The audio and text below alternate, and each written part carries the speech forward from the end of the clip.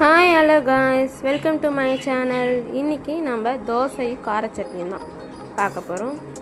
இது வந்து எனக்கும் எங்கள் அம்மாவுக்கும் மட்டும்தான் இது பண்ணுறதுனால ரெண்டு வெங்காயம் ஒரு தக்காளி போட்டு பண்ணுறோம்.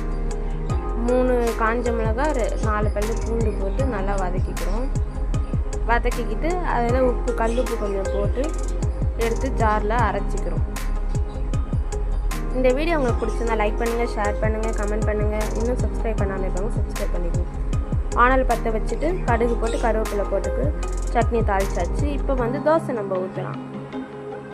இன்னும் கொஞ்சம் நீங்கள் 2 மிளகா கூட எக்ஸ்ட்ரா போட்டுக்கலாம். எங்களுக்கு காரம் இல்லை, நீங்கள் காரம் சாப்பிட்றீங்கன்னா இன்னும் கொஞ்சம் மிளகா போட்டுக்கோங்க.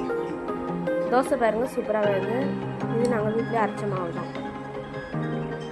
எனக்கும் அம்மாவுக்கும் ஆளுக்கு 3 தோசைன்ற கணக்கு நாங்கள் 6 தோசை ஊற்றி சட்னி வச்சு சாப்பிடுவோம்.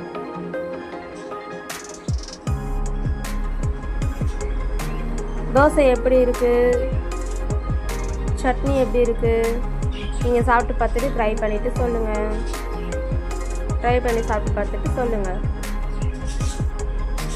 ஒரு தோசை அது கொஞ்சம் வேகத்துக்குள்ளே திருப்பிட்டு அது கொஞ்சம் பிஞ்சிருச்சு.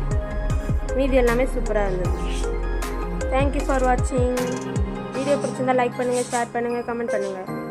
சப்ஸ்கிரைப் பண்ணாமல் இருக்கவங்க சப்ஸ்கிரைப் பண்ணுங்கள். தேங்க்யூ.